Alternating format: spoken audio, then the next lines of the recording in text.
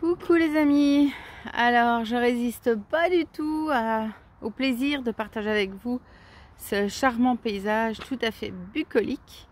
C'est notre promenade du dimanche et aujourd'hui bien sûr accompagnée attendez, et là je clique trop vite. Je suis toujours accompagnée de mes copains. Voilà, les 4 chats évidemment ils sont à la maison, ils n'aiment pas les balades, mais les chiens ils s'éclatent et on a beau faire toujours la même promenade, enfin souvent la même promenade, parce que l'autre elle est coincée à cause du pont qui est tombé, donc cerisier depuis l'accident du pont. Mais on a beau faire toujours cette même balade, ben, les chiens ils ne se lassent pas, c'est leur force. Regardez, j'ai reçu des boucles d'oreilles de mon chéri hier, des petites ailes de nymphe. Alors mon chéri il est libraire spécialisé de bande dessinée et il est le libraire principal de Trolls et légendes hein, en Belgique, à Mons. Il y a un grand événement qui se tient sur 3 jours et là ça vient de se terminer et mon Dieu il travaille tellement cet homme là que parfois je lui dis t'aurais dû faire médecin, c'est plus cool. Et donc voilà, je viens de libérer la petite Luna et j'espère qu'elle va suivre parce que c'est une canaille. Aujourd'hui j'avais envie de vous parler des émotions, des sentiments et de ce que ça implique quand on nous dit qu'il faut vibrer haut hein, on nous dit beaucoup dans ce courant de pensée qui est le nôtre que quand on ressent de la peur ou de la tristesse, on nourrit les forces du mal, l'égrégore négatif qui veut nous soumettre et que donc on doit toujours veiller à vibrer haut. Et je me posais la question, encore une fois, je n'ai pas de leçon à vous donner, je ne m'exprime pas ici en tant que gourou, que patron, quoi que ce soit, c'est vraiment... Il y a une rencontre avec une trottinette là, mais j'espère il est gentil. Hein. Donc je m'exprime ici plutôt comme une maman, je dirais. Alors vous êtes grand, hein, mais je suis maman, je suis maman de mes enfants, je suis aussi un point de repère pour mes patients.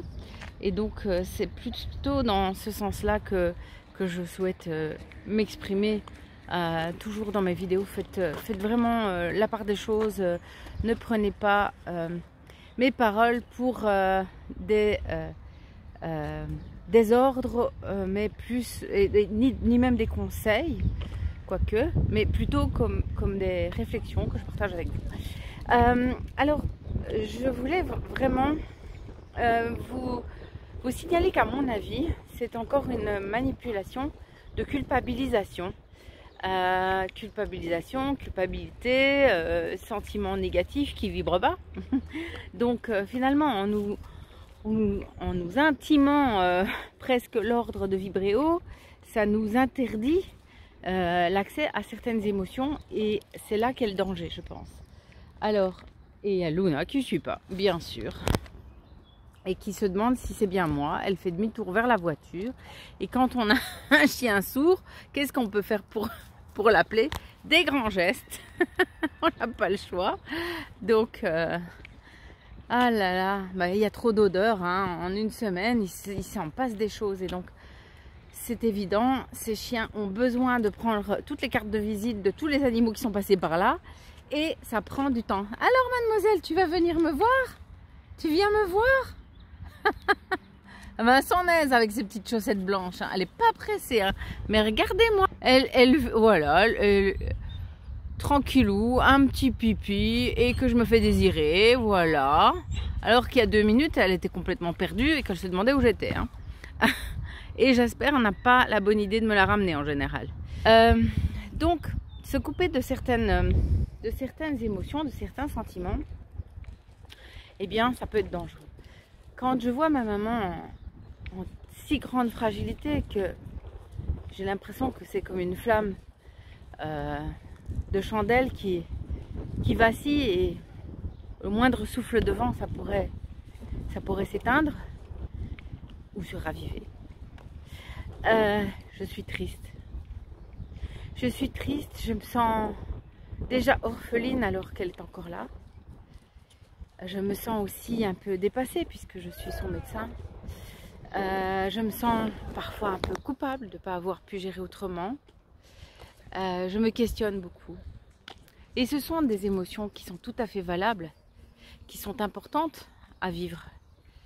Quand je vois l'état de mes patientes après ces injections coupables, je suis en colère, je suis révoltée, je suis bouleversée, je suis triste aussi parce qu'on m'a pas entendue. J'ai beaucoup de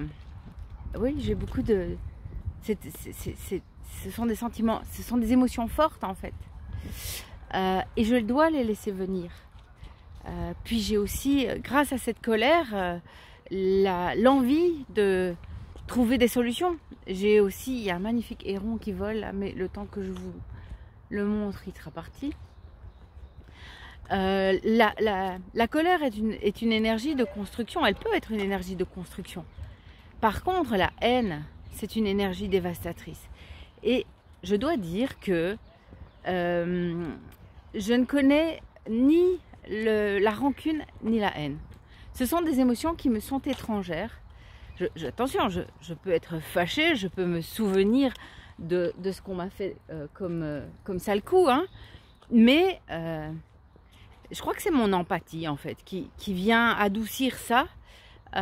Et autant je suis capable de ne plus souhaiter rencontrer quelqu'un, autant, parce que je me méfie, autant c'est pas de la rancune. C'est une espèce de protection en fait. Je me mets en retrait de cette relation qui m'a été toxique. J'écoute les dires de la personne qui m'a fait du mal avec beaucoup de méfiance. Mais je ne suis pas dans la rancune. J'ai pas envie de lui faire du mal, de me venger. C'est complètement étranger ça.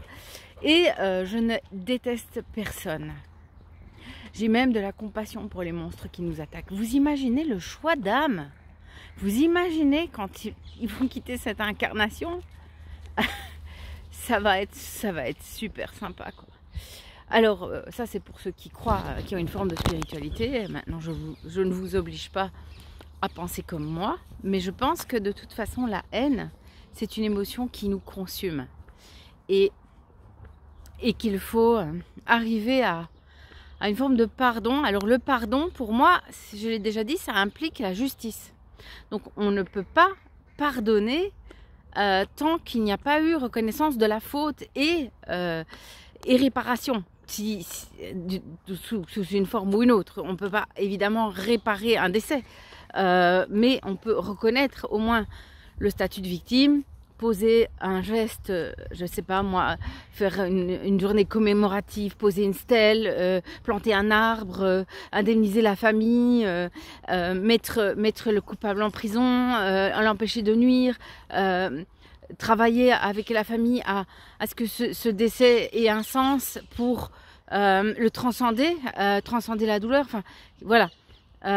Mais détester pour détester, pour moi c'est extrêmement dévastateur, et j'ai la chance de ne pas avoir cette émotion-là dans le panel de mes sentiments. Et pourtant, on m'a déjà fait du mal. Et je voulais vous expliquer à quel point étouffer ces émotions, souvent les émotions négatives, hein, parce que étouffer sa joie, on peut la faire transparaître autrement. Donc si on ne peut pas rigoler, on peut danser, on peut dessiner, on peut fredonner une chanson, ou être juste bien. Mais quand on ne peut pas exprimer ses émotions négatives, la colère, la tristesse, la révolte, le sentiment d'injustice, tout ça, ça va nous ronger. La culpabilité, le regret. Et moi, pour mon expérience personnelle, ça a donné quelque chose d'assez explosif en fait. C'était il y a une quinzaine d'années maintenant. J'étais à la fin de mon couple avec le papa de mes 3 enfants. Et il maltraitait nos enfants tous les jours. Et physiquement. Et il me maltraitait moi psychologiquement depuis des années. Hein. Et j'étais dans l'incapacité de clôturer cette relation parce que j'avais dans mon schéma de construction que on élève ses enfants avec le papa, on ne divorce pas, très idéaliste, je suis restée idéaliste. Et aussi l'idée que ça allait décevoir mon père, parce que vous savez, je vous ai déjà expliqué que la relation à mon papa, qui était un homme qui me maltraitait, donc la suite logique c'était que je prenne un mari qui me maltraite, quoi. C'était normal entre guillemets. Mais quand vous êtes malheureux, quand c'est trop, ça finit par exploser. Vous finissez par quitter votre papa, ça oui, mais votre mari, c'est... Bon, ben voilà. C'est plus compliqué, c'est un travail de deuil qu'on doit faire au préalable. Et j'étais dans cette situation où j'étais à la fois impuissante, malheureuse, en pleine culpabilité par rapport à mes enfants, par rapport à mon père surtout, en épuisement total aussi, parce que à la fin de la relation, on a essayé la thérapie de couple. Qui fut un fiasco, et pour la petite histoire, mon mari, après notre séparation, pas avant, après notre séparation, il s'est installé avec la thérapeute de couple. Je vous dis pas le professionnalisme de la nana, hein. Et donc en thérapie de couple, la seule chose que je demandais à mon mari, c'était de vider le lave-vaisselle et de sortir les poubelles. Et la thérapeute m'a dit que je lui en demandais trop, donc il s'occupait plus du tout des enfants, parce que quand il s'en occupait, c'était de la maltraitance. Donc j'avais toujours soit ma maman, soit le plus souvent c'était une nounou que je payais de la main à la main et qui m'a coûté une fortune, mais au moins elle était là pour servir d'intermédiaire, pardon, entre mon mari et les enfants. Enfin voilà, donc tout ça c'était des conditions idéales pour que j'aille pas bien du tout. Et j'avais aussi, parce que je suis une perfectionniste, j'avais aussi cette idée de vouloir être une bonne épouse, une mère. Il y a Miss Luna qui va se perdre de nouveau. Tu viens, cocotte? Hein? Tiens, t'as pas encore été dans l'eau, j'espère. J'avais cette idée que je voulais être vraiment une bonne maman, et donc ne pas me fâcher, ne jamais se disputer devant les enfants, ne jamais perdre la face. Et donc tout ça demandait énormément d'énergie, et quand vous contenez tout ça, vous devenez une vraie cocotte minute en fait. Et j'ai explosé sur mon fils. Explosé. Le terme est juste. Et pendant 5 minutes, je me suis montrée plus maltraitante encore que leur papa. Et c'était un souvenir très, très, très, très vif et très douloureux. Il avait 8 ans. Et il m'a souvent dit, oui, mais c'est parce que j'étais difficile. Non! Un enfant n'a pas à s'excuser d'être vivant, d'avoir envie de jouer, de faire du bruit, de courir partout. Un enfant a besoin, surtout dans un contexte où il y a des tensions familiales intenses en fait, parce que les enfants sont des éponges. Et donc là, je me suis mise à la hauteur de l'enfant, c'est-à-dire que je me suis comportée comme d'égal à égal avec lui, alors que un parent, une maman n'a pas à faire ça. Et je lui ai demandé pardon très très très souvent. Et je l'aime infiniment, j'aime infiniment mes enfants. Et cet événement a été traumatisant, peut-être encore plus pour moi que pour lui. Parce que je me suis rendu compte que N'importe, ce que je vous l'ai déjà dit, hein. Vous me dites que je suis une belle personne, une belle âme. N'importe qui peut devenir un monstre. N'importe qui. Si vous n'arrivez pas à prendre vos émotions, à les accepter et à en faire quelque chose de bien, je pense que c'est la créativité ou le sport. Ouais. Mais il faut verbaliser. Il faut que ça sorte, quoi. Il faut que ça sorte sous une forme ou une autre. Mais si vous n'arrivez pas à trouver le chemin pour sortir ces émotions négatives, elles vont vous bouffer et elles vont vous transformer en monstre. C'est pour ça que j'ai de la compassion pour l'ennemi. Je ne pardonne rien, attention. Hein. Je ne suis pas en train de dire que je pardonne. Je ne suis pas en train de dire que je comprends, que j'accepte ce qui se passe et que c'est normal. Je ne suis pas en train de dire qu'il ne faut pas les punir. Il faut que ça s'arrête. Ce sont des monstres. Mais ce qui en a fait des monstres, c'est la vie qu'on leur a fait mener. Et qu'ils n'ont pas eu la possibilité ou pas voulu. Parce qu'il y a des choix d'âme. Oh là! Et attention, non, ils vont écraser mon chien.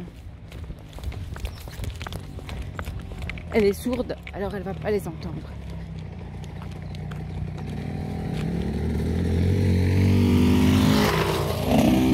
Et l'autre qui passe là-haut. Attention à ma grosse. Ah, elle est motocross, hein, franchement. Bon, enfin, cette jeunesse se passe. Voilà, bah, ils transcendent leur agressivité dans le sport. Voilà, c'est très bien. Donc, ils ont bien ralenti, ils ont été choues. Ce que la vie leur a fait vivre, parce qu'on sait que cette caste élitiste, mondialiste, financière et industrielle, qui a énormément de moyens, elle torture ses enfants. Elle les brime, elle les formate, elle les détruit en fait. Et elle les modèle pour qu'ils soient au service du mal toute leur vie. Et voilà ma grosse truffe qui ne s'est pas fait prendre par une moto, hein, ma grosse truffe. C'est bien, t'es un beau chien. Il est mouillé. Et donc, tout ça pour vous dire, je perds parfois un peu le fil. Hein. Je suis désolée, je vous embête avec mes animaux. Si on ne peut pas trouver un moyen d'exprimer autrement ses frustrations et de pouvoir les digérer et de pouvoir un jour, enfin plus ou moins vite, résoudre le problème qui a amené à ce mal-être. Et dans mon cas, ben, ce qui s'est passé, c'est que j'ai fini par quitter le papa. Et je ne peux pas dire que j'ai donc complètement... oui, si je lui ai pardonné en fait. J'ai pu pardonner à mon père, je peux pardonner à... En fait, ce pardon-là, il ne m'appartient pas, vous voyez.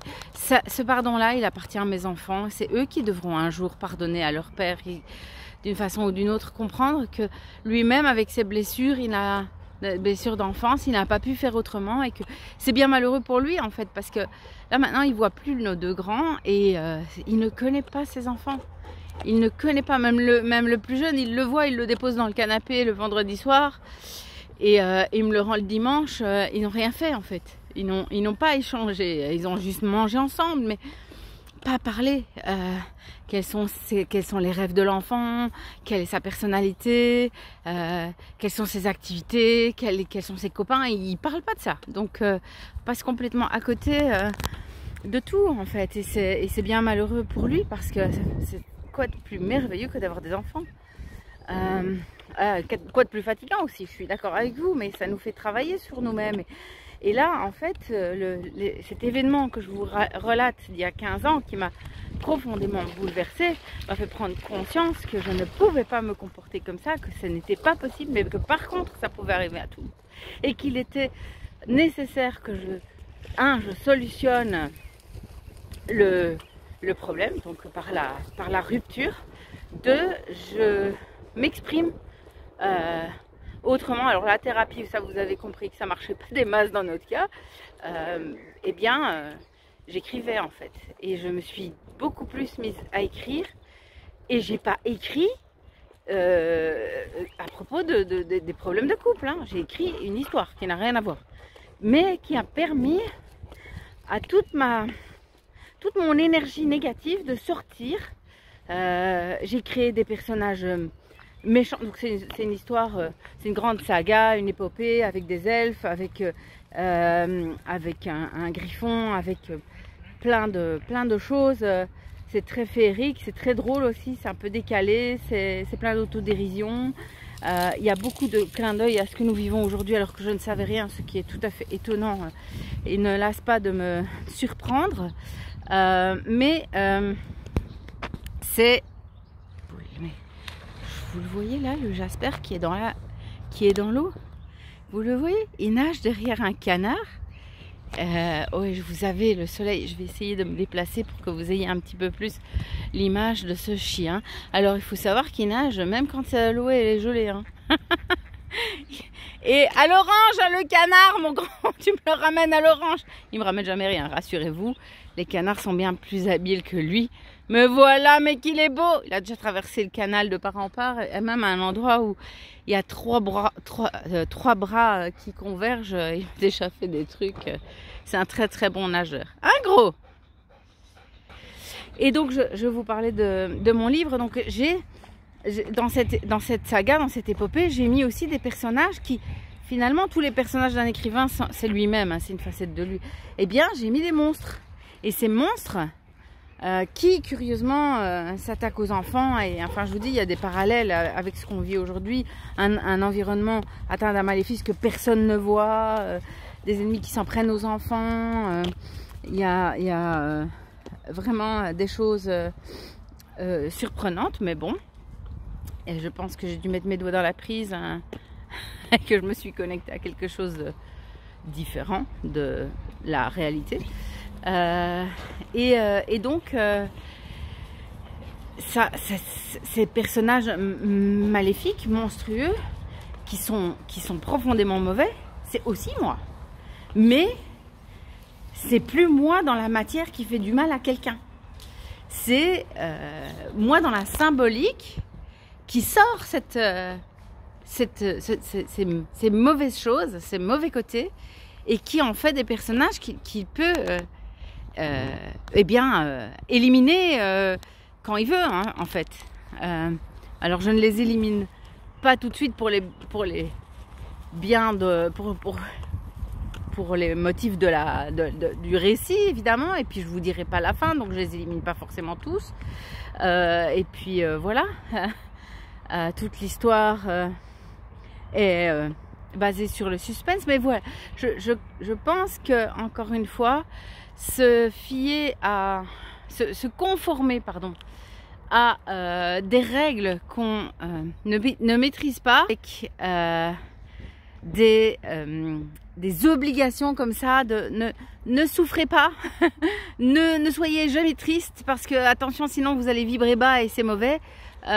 Pour la cause, et vous nourrissez l'ennemi, eh bien c'est encore une fois, c'est pour moi de la manipulation à enfermer en vous toutes ces mauvaises choses que nous avons tous par moment, de façon latente, et quand ça va pas de façon plus prégnante, mais qui font de nous ce que nous sommes. Nous sommes des êtres imparfaits. Nous sommes des êtres faillibles, nous sommes des êtres... et heureusement, vous imaginez l'horreur que ce serait d'avoir des parents parfaits auxquels il faudrait toujours ressembler, on pourrait jamais les décevoir, on n'aurait jamais le droit à l'erreur. Mais comment on apprend? Donc c'est impossible. Donc même si cet épisode m'a été vraiment douloureux et que je vous le dépose aujourd'hui, peut-être que ça fait partie de ma thérapie finalement. Même si cet épisode-là m'a énormément ébranlé, ça m'a permis de réaliser à quel point on était en même temps vulnérable et en même temps extrêmement fort quand on arrive à en faire quelque chose de ce mauvais côté, en faire quelque chose qui va nous transformer en une meilleure version de nous-mêmes, comme ils disent, hein. autre manipulation. Comment ils appellent ça? Le développement personnel. Soyez vous-même. Soyez vous-même, soyez contrasté, soyez compliqué, soyez imprévisible, mais soyez résilient, soyez fantaisiste, soyez créatif, soyez bienveillant envers vous-même, soyez vigilant envers vous-même aussi, et n'oubliez pas que dans la souveraineté, il faut impérativement intégrer le fait que, souverain ou pas, nous avons à prendre soin des plus vulnérables. Les enfants, les personnes handicapées, en situation de handicap, et les personnes âgées. Nos anciens, nos racines, notre mémoire. Voilà. Donc ne vous transformez pas en cocotte minute, n'explosez pas, autorisez-vous à avoir des moments de colère, des moments de tristesse, des moments de révolte, travaillez sur votre haine, je pense, pour en faire une force, c'est-à-dire atteindre le pardon, qui vous amènera à une forme de justice, au moins pour vous-même. Donc je sais que certaines victimes des camps ont réussi à pardonner à leur bourreau, par exemple. C'est absolument extraordinaire. Mais quelle paix elles ont pu atteindre grâce à ça. Quelque chose qui est presque de l'ordre du divin, en fait. Et c'est ça qu'il faut aller toucher du doigt, cette part du divin en nous, que nous avons tous. Il ne faut pas l'oublier. Mais il ne peut pas y avoir de divin sans diable, sans part diabolique. Ah, je sais, tout le monde ne va pas aimer ça. Mais c'est pas grave. C'est ce que je pense et je vous le dépose. Et puis vous en faites ce que vous voulez. Et je ne prétends pas avoir la vérité. Je prétends avoir question à tout et pas réponse à tout. Et là, je vous laisse Jasper qui se tape un joli sprint vers la colline. Il va disparaître. Hop. Il reviendra dans quelques minutes. Et ma petite copine Luna, qui elle, coucou ma chérie, qui elle est beaucoup plus raisonnable. Et puis avec les petites pattes qu'elle a, hein, elle fait ce qu'elle peut. Mais je peux vous dire qu'à la marche de l'indignation, elle nous a fait les 34 km sans rouspéter. Hein. Donc, prenons exemple finalement sur les animaux. Prenons exemple sur les animaux. Ils ont tellement de choses à nous apporter, à nous apprendre. Et puis, profitons de ces moments de sérénité parce que on sait que ça risque de ne pas durer et ça nous permet de nous ancrer en nous et puis aux autres. Et c'est très important parce que c'est comme ça qu'on tiendra le coup. Je vous embrasse fort. Mon téléphone a bien voulu tenir le coup jusqu'au bout de la vidéo. Merci beaucoup. Je vous embrasse fort et je vais à la rencontre d'un très beau malinois qui est d'un petit machin blanc là qui doit être un, je sais pas quoi, un bichon. Et donc on va faire des rencontres canines et un petit peu vivre des émotions brutes de décoffrage, animales et toutes simples. Bisous, à bientôt!